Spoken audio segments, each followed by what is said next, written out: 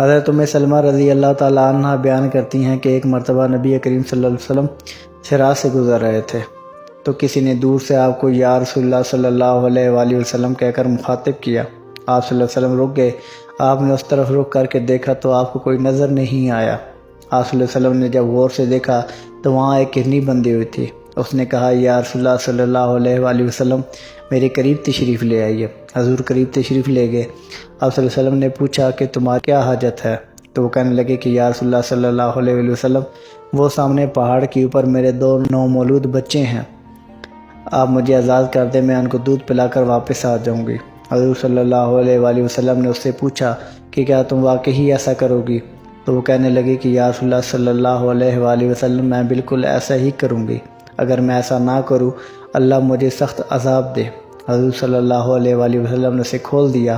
وہ دوڑتی گئی اور فوراً تھوڑی دیر تک واپس آ گئی۔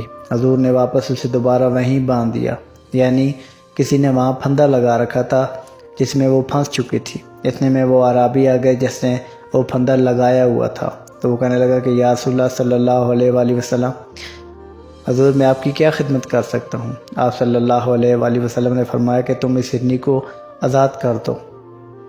اس نے فوراً سے پہلے اسے آزاد کر دیا اور وہ خوشی کے ساتھ دوڑتی ہوئی جھومتی ہوئی جا رہی ہے اور کہہ رہی ہے کہ میں گواہی دیتی ہوں کہ اللہ کے سوا عبادت کے کوئی لائق نہیں ہے اور آپ صلی اللہ علیہ وآلہ وسلم اللہ کے رسول ہیں۔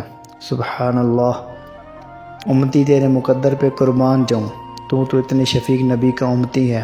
امتی فریاد جو کرے حالت زار میں، ممکن نہیں کہ خیر البشر کو خبر نہ ہو۔ وہ جو جانوروں کے دکھ جانتے ہیں وہ تیرے اور میرے دکھ بھی جانتے ہیں۔ اپنا بہت سا خیال رکھیں۔ سلام پہنچے۔